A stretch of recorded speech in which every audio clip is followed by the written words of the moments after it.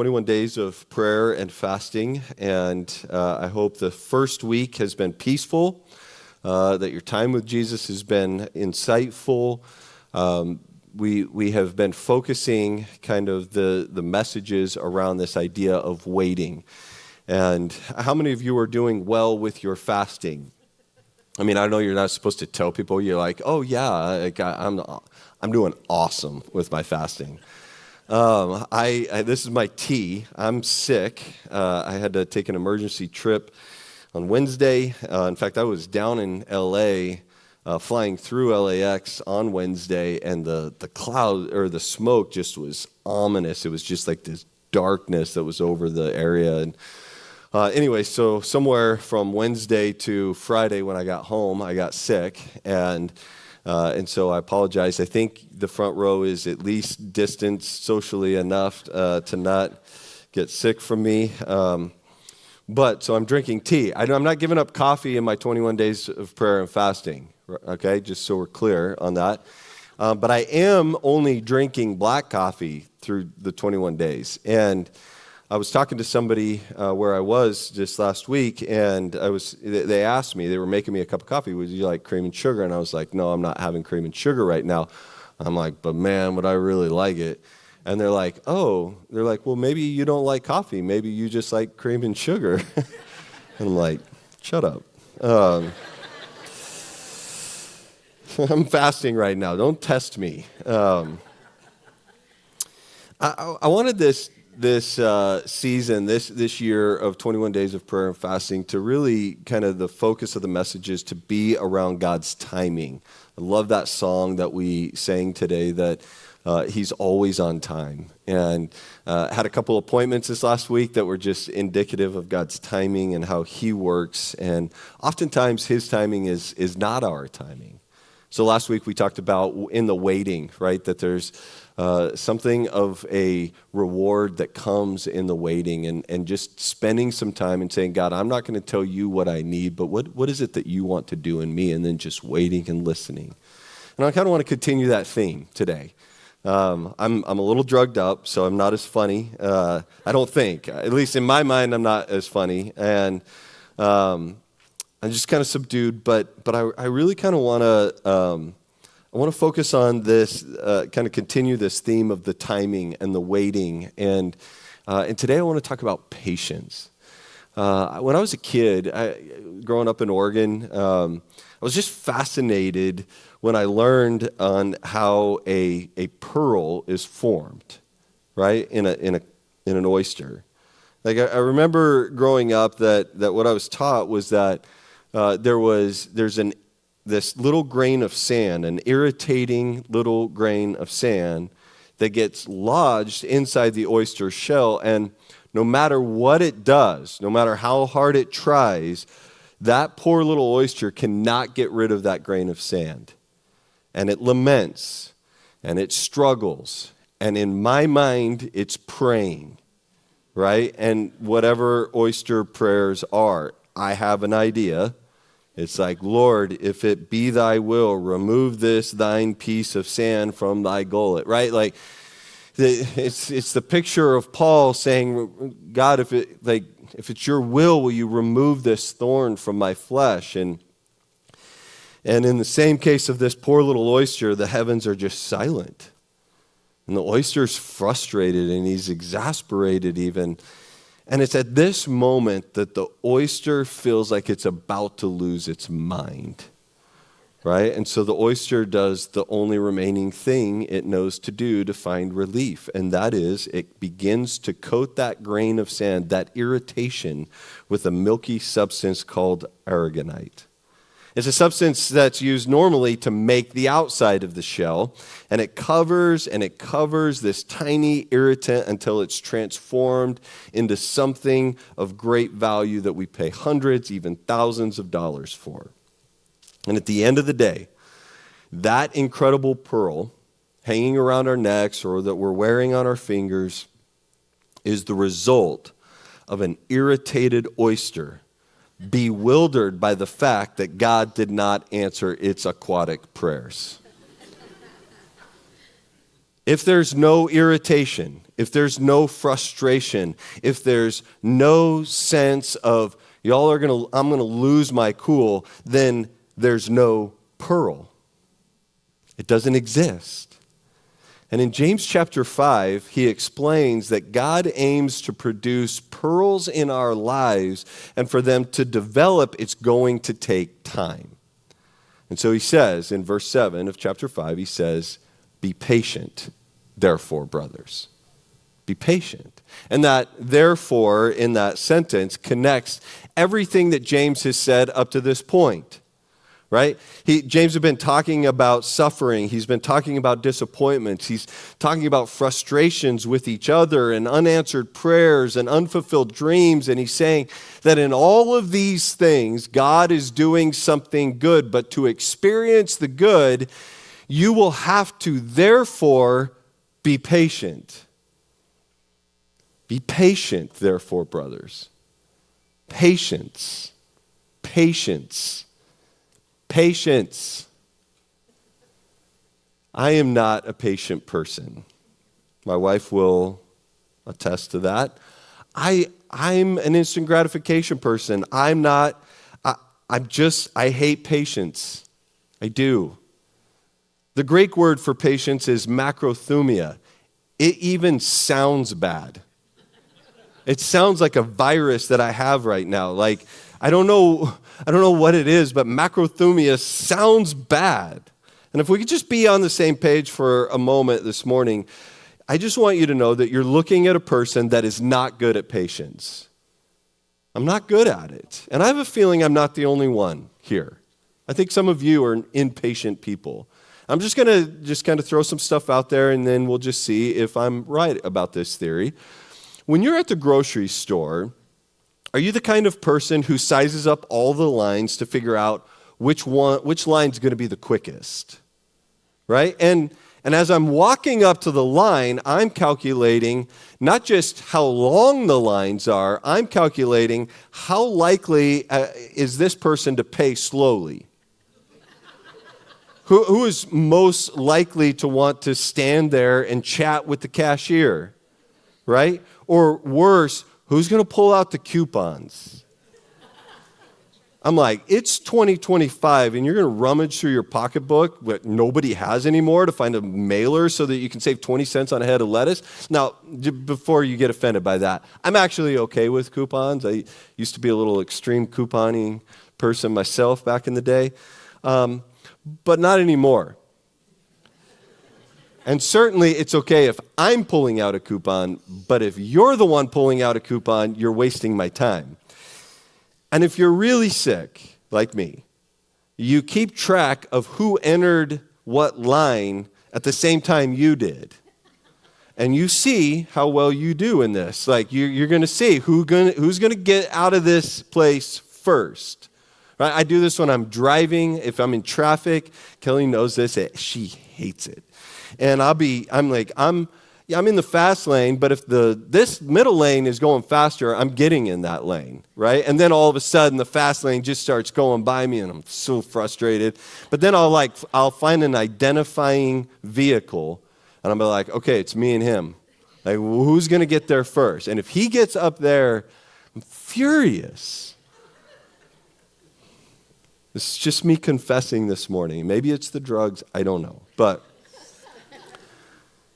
my lack of patience just is palpable, and it causes problems in our marriage at times. Like I get frustrated, and but here's the thing. I feel like it's not entirely my fault. Right? We live in a culture that seems to have conspired against us to cultivate impatience. We have streaming platforms now that offer no waiting gratification in our entertainment.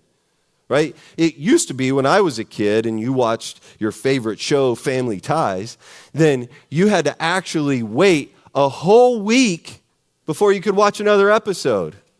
And now you can wait till the whole season's done, and then you can watch the whole season, and you can binge watch it, and you can even pay extra and not be interrupted for 30 seconds for a commercial.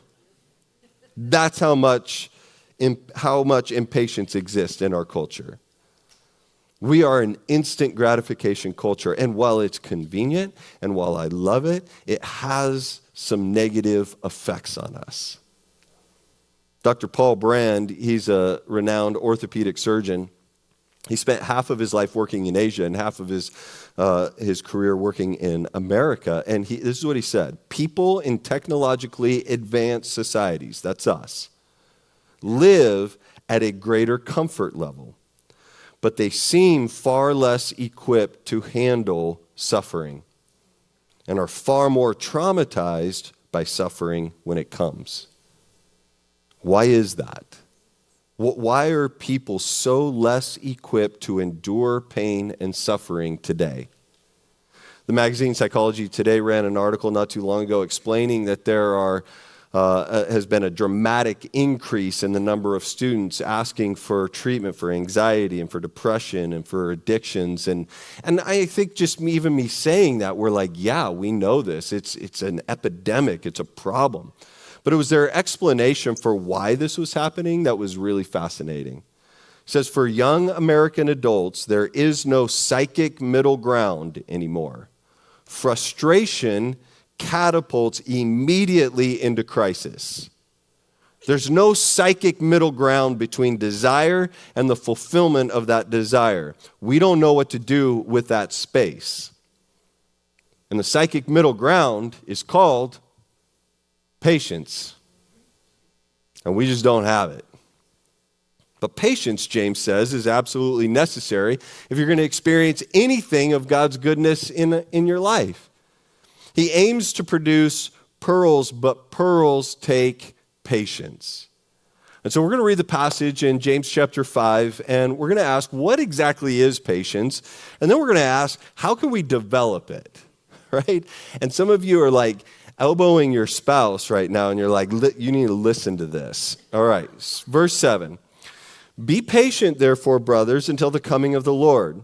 See how the farmer waits for the precious fruit of the earth, being patient about it until it receives the early and late rains. You also be patient. Establish your hearts, for the coming of the Lord is at hand. Do not grumble against one another, brothers, so that you may not be judged. Behold, the judge is standing at the door. As an example of suffering and patience, brothers, take the prophets who spoke in the name of the Lord. Behold, we consider those blessed who remain steadfast. You have heard of the steadfastness of Job, and you have seen the purpose of the Lord, how the Lord is compassionate and merciful. So what is patience? Patience, as I said, is the Greek word makrothumia, and it literally means long suffering. Macro meaning long, thumia meaning suffering. Long suffering. And we're not talking about brief flickers of pain in an otherwise charmed life. We're talking about these long seasons of suffering. And I just want us to understand this, because sometimes we think as Christians that we're supposed to just live as Christians these charmed lives, right? In first service, I said #blessed. And then I was reminded that it's like not 2023 anymore. And so, yeah, but we live this life with this assumption that if we are going to be Christ followers, that we're just going to live this charmed life of blessing.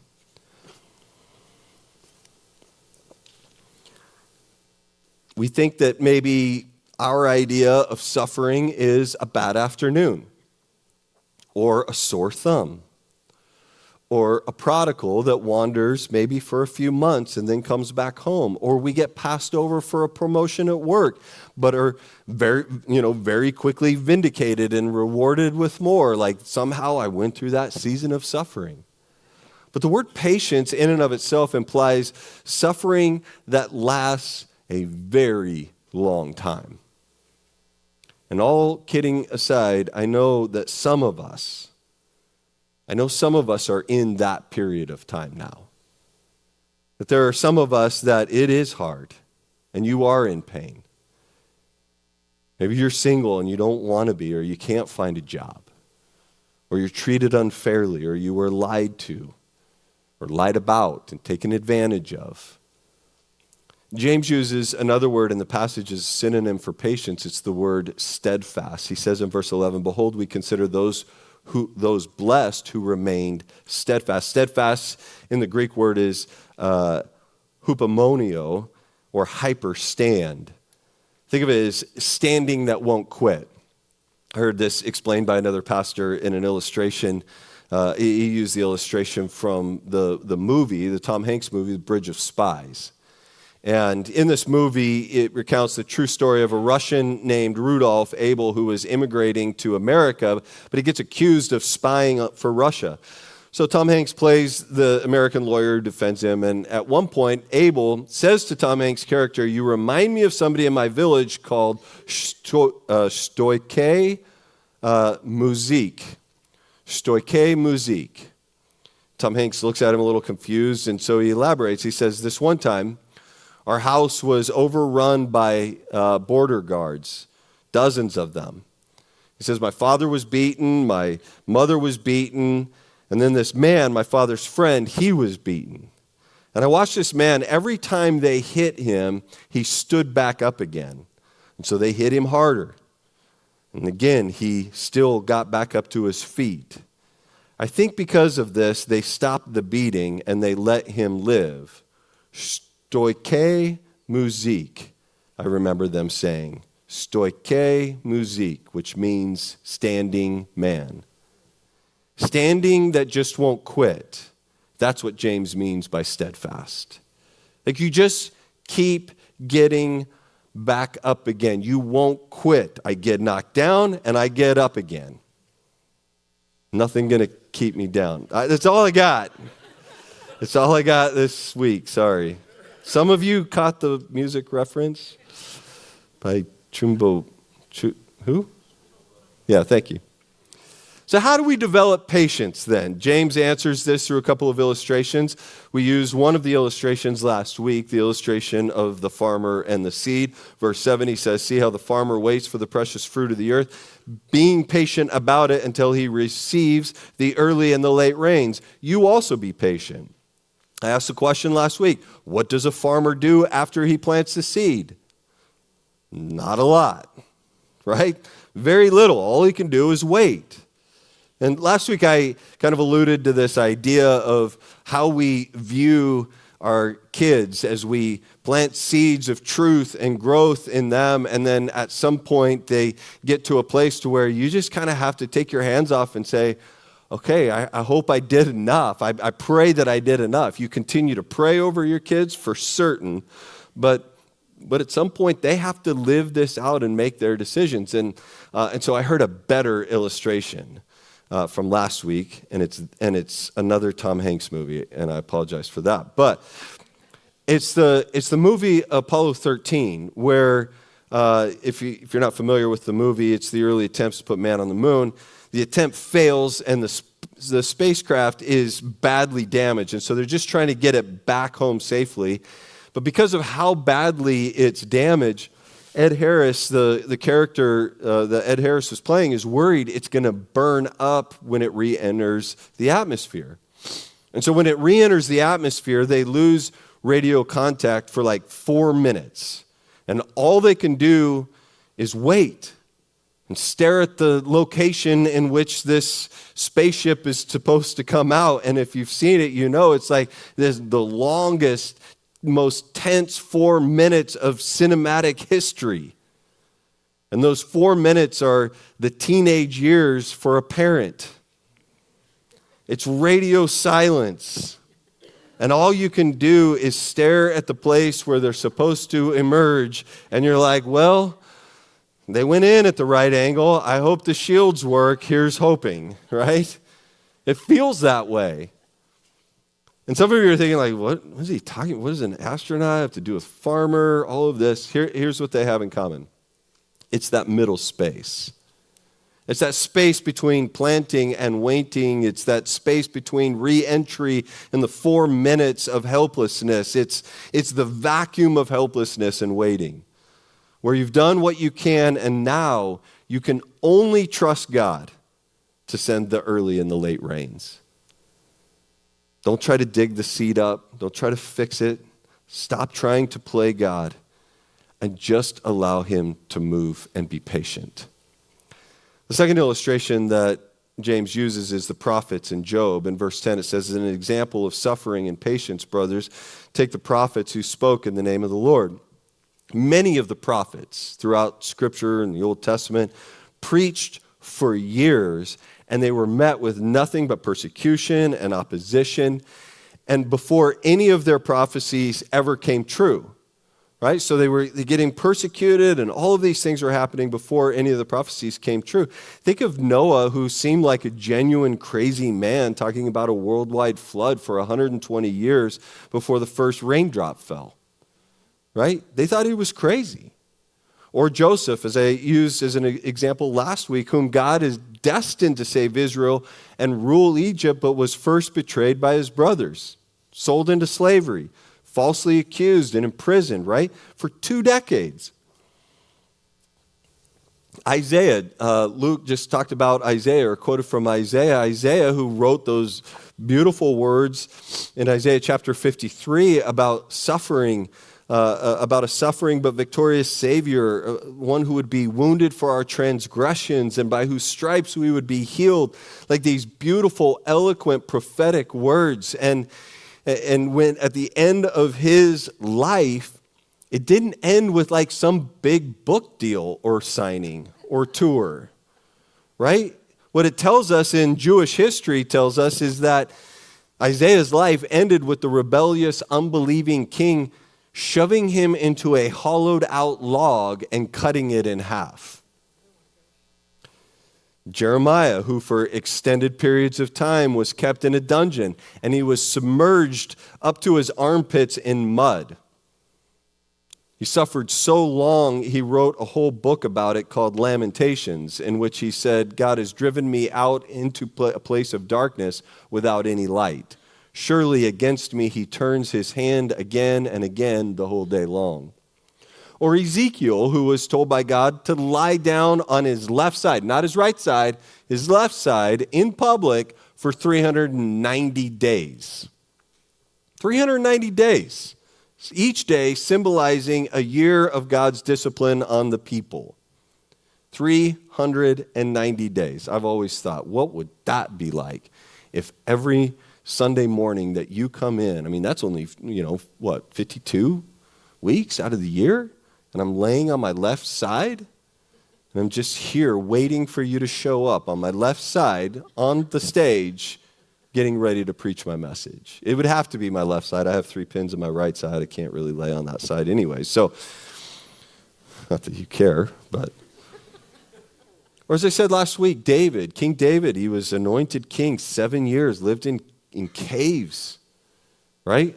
Under the threat of death, alienated from his family. Or Daniel, held in captivity his entire adult life. Or Paul, beaten and bleeding, chained to the prison walls, ultimately beheaded by Nero.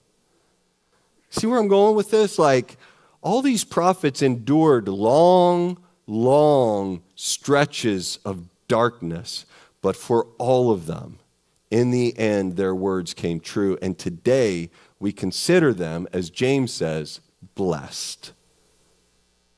If you had been living at that same time as them, if you could go back to antiquity, would you have considered them #blessed? Would you consider them blessed?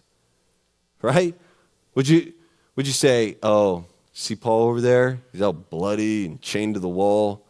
That's a blessed guy. No, we wouldn't. Right? Seeing Jeremiah up to his elbows in mud, and I mean, I can't even imagine that kind of torture, and we wouldn't walk into that prison and see him and be like, that guy's blessed. It's only now that we consider them blessed. They had to wait for with the macrothumia. They had to wait with the patience. And then James points to one more whose case is so special that he has to mention him directly by name. You've heard of him before. Verse 11, it says, you've heard of the steadfastness of Job. And you have seen the purpose of the Lord, how the Lord is compassionate and merciful. Poor Job. Job was a man who had legitimately no idea what God was doing in his life. There were things happening in the heavenly realm that Job had no knowledge whatsoever of. And God allowed Satan to inflict on him all kinds of pain, body pain, family pain, death of his kids, marriage pain, friend pain. But Job never gives up. Stoike musik. He just kept getting back up. And in time, he came to understand two things. First, that God's presence never left him. Job is the one who said in the midst of his pain, I know my Redeemer lives, and one day I will stand with him alive on the earth. And at that time, Job didn't even know half of what it would mean for God to be his Redeemer. He didn't even understand the crucifixion and the resurrection, how much it would cost God to stand there with him on the earth. Job just sensed God had never left him and would redeem him for the trouble. And then the second thing that Job discovered is that he came to see that even when it felt like God had abandoned him, he didn't. He never left him. In fact, we learn at the end of Job's life in chapter 42, verse 10, it says, the Lord restored the fortunes of Job when he had prayed for his friends. And the Lord gave Job twice as much as he had before, which, let me just pause for a second, doesn't mean that's how it always happens. Right? That's not how it always happens in our earthly life. That when you lose your job, you're not guaranteed a new one just around the corner where you work half the hours and double the pay. That's not how this goes. Job's restoration in chapter 42 is a picture of eternity, how all things will be restored to us in eternity. But what Job's life shows us, James says in verse 11, is the purpose of the Lord. And you have seen the purpose of the Lord, how the Lord is what? Is compassionate and merciful. In Job's life, we get to see this beautiful glimpse of what God will ultimately do with all of us, both in this life and in eternity. We see that the arc of God's goodness is long. It never stops bending towards his goodness, and it will fully resolve into infinite goodness. And that was true when Job couldn't even feel it.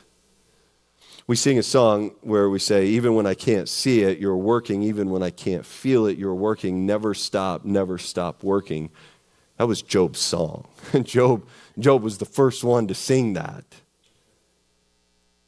In James chapter 9, in verse 9 of James chapter 5, he identifies the opposite of patience. And this is the part that hurts and stings just a little bit for me, and maybe it does for you as well. It's the sign that we're not exercising patience. In verse 9 it says, do not grumble against one another, brothers, so that you may not be judged. Behold, the judge is standing at the door. Grumbling. This is a problem. This is a problem. It takes us all the way back to the Israelites wandering around in the wilderness for 40 years. The reason they were wandering around for 40 years is because all they did was grumble against God. And then they started grumbling against one another, which is what always happens, right? We take our frustrations with God and how he's letting our lives go and be about, and then we take it out on one another. We lash out. And James says, don't grumble. Don't grumble about your frustration with life and God and each other. And even if that person is at fault, right? Even if that person did do something, don't dwell on it. Don't seethe to get revenge or be vindicated, because God will handle that.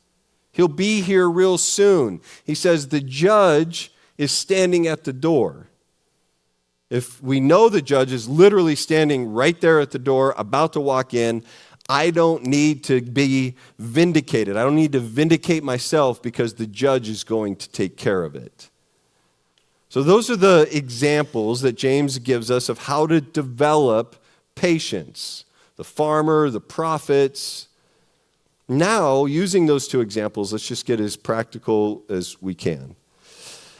When you're in that season of long suffering, you could be there now, how can you develop patience so that God can do his good work in you? Well, this is what James tells us in these scriptures. The first thing he says, he tells us to look three different places. The first place to look is backwards.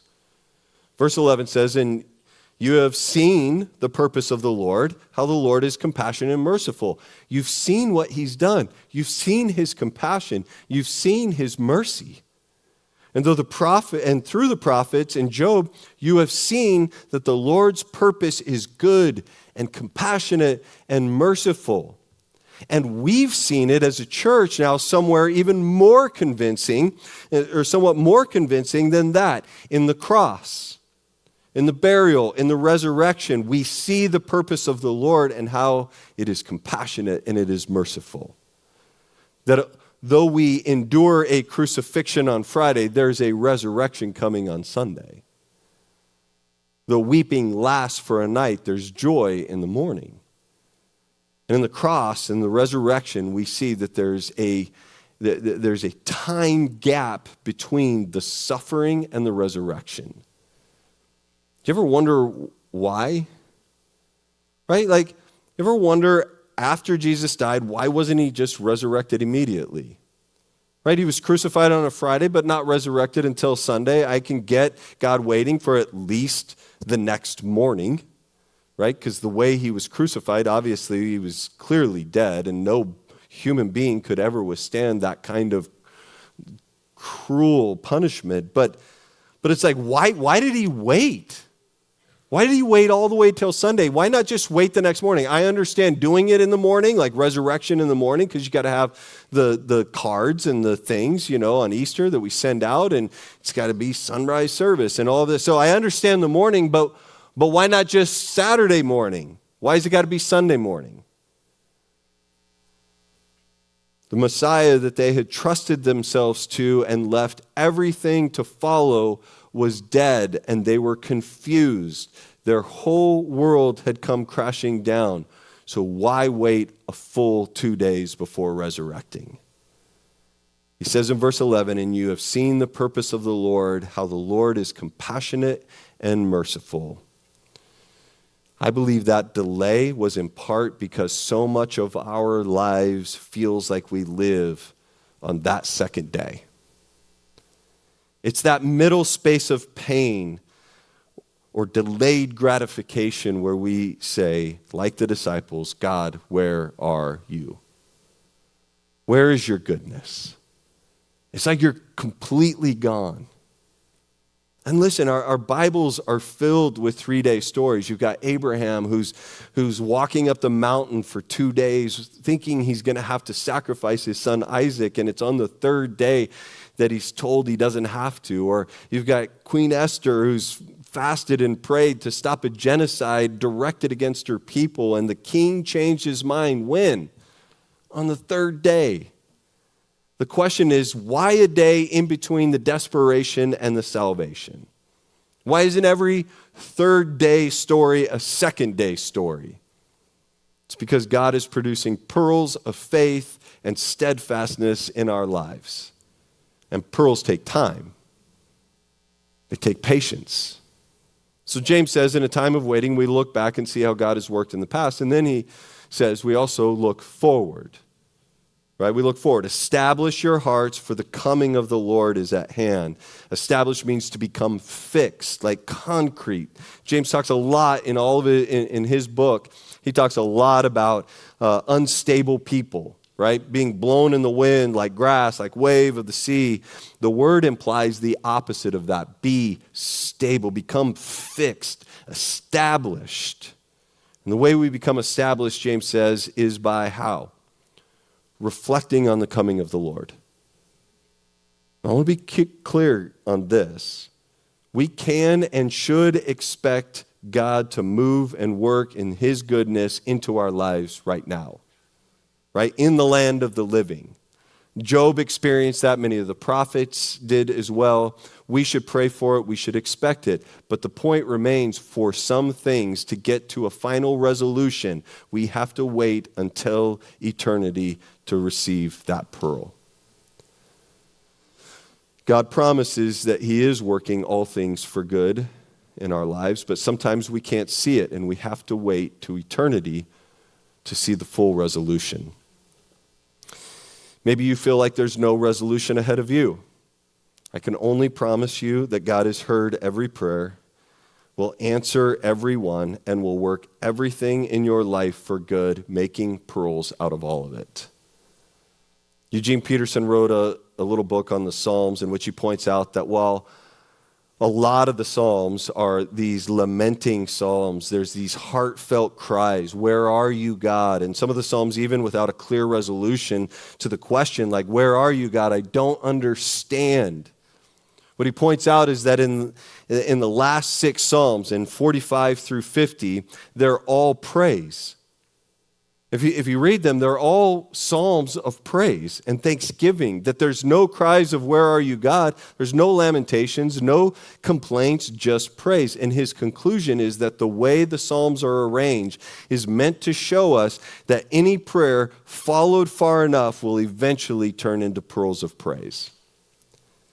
Soon enough, you and I will sing the praise of these psalms like Psalm 145, the Lord is faithful in all his words and kind in all his works. The Lord fulfills the desire of those who fear him. He hears their cry and saves them. All your works, O Lord, will praise you. Your kingdom is an everlasting kingdom, and your dominion endures throughout all generations. So we look backwards, and then we look forward to his return. But then there's a third place that we must look, and that is upward. That's to God in prayer. And that's what we're doing in these 21 days. We're setting aside 21 days to look to the heavens and focus our hearts and minds on him as we seek peace for our lives. We'll close with this. Tim Keller, the late Tim Keller, says there's at least 3 places where God produces pearls through patience. The first is the pearls of skill. Like that nothing really worth anything in life comes from the click of a button. That everything takes time. No skill that you develop that makes you able to make a living is one click. My dad used to always say, if it sounds too good to be true, probably because it is. Like Malcolm Gladwell says, to get good at anything, it takes at least 10,000 hours of patient, repetitive practice. For most good things in your life, you need middle space, a day 2 of waiting before the day 3 of realization. The second pearl that Keller points out is that we receive the pearls of grace. That genuine friendship and solid marriages take time and they take grace. And some of us don't have the space for that. We don't have that day 2 space. Going back to the Psychology Today article from the beginning, it says the article said one of the reasons people are having so much trouble maintaining relationships is that we don't have a relational middle space. If someone treats us unjustly or sins against us or even just disappoints us or even worse, annoys us, culture says, cut them out.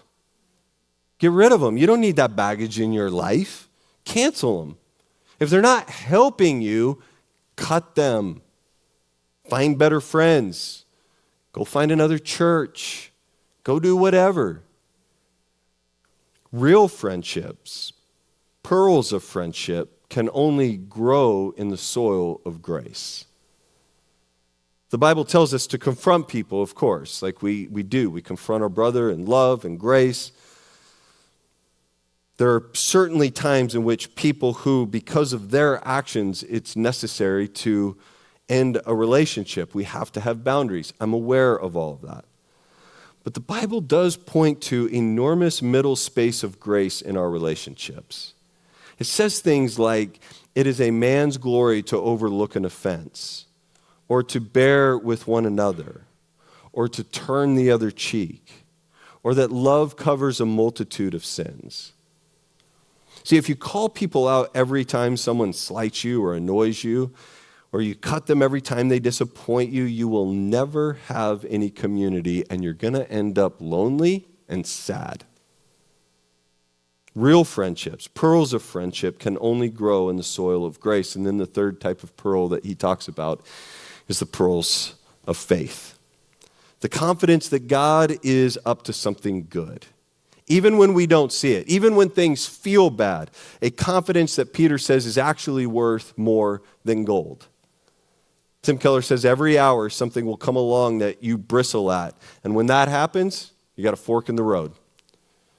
You can either say, I trust God, I'm going to be patient with what God is doing right now, and sleep easily at night. Or you can say, I trust my understanding of what needs to happen and develop an ulcer. Those are your options. Good night's sleep or ulcer, up to you. Pearls of faith or pulmonary embolism. Like, that's your options. Patience is graciousness, steadiness, and faithfulness in the face of delayed gratification. At the beginning, I told you that patience is hard for me. It is hard for me. And so I know it's something that I'm constantly working on, constantly. My mom used to sing this really beautiful song that says, have patience, don't be in such a hurry. You guys remember that song from when you were kids? Some of you are like, you're weird. I said it was a really beautiful song, but honestly, it's the most annoying song in the world to someone who's impatient. I struggled with this. And so I know from experience and that for many of us, how difficult it is to wait. And maybe that's you right now. And some of you will even be tempted to walk away from God on that second day. To just say, I just don't think he's there. I don't think he's present. He's not with me because he's not answering in my timing. And I just want to encourage you to be patient. Walking away from God is a terrible decision. Philip Yancey says this. He says, the only thing worse than disappointment with God is disappointment without God. So when we find ourselves disappointed on the second day, we have to press in even further to who he is. With Jesus, I have the confidence that though weeping lasts for a night, joy comes in the morning. And I know that because my Redeemer, who died on a Friday and seemed absent on a Saturday, was resurrected with power on a Sunday. And that's a picture of what he's doing in my life. And I hope it's a picture of what he can do in your life. That in these 21 days, this is really about, we could almost call the 21 days of prayer and fasting this second day. It's this time of waiting. It's this time of patience where we're just saying, God, we want you to move and work in our lives. And we're going to sit and we're going to be patient and we're going to listen. I want to pray for you and then we'll be done. Father, thank you for your grace.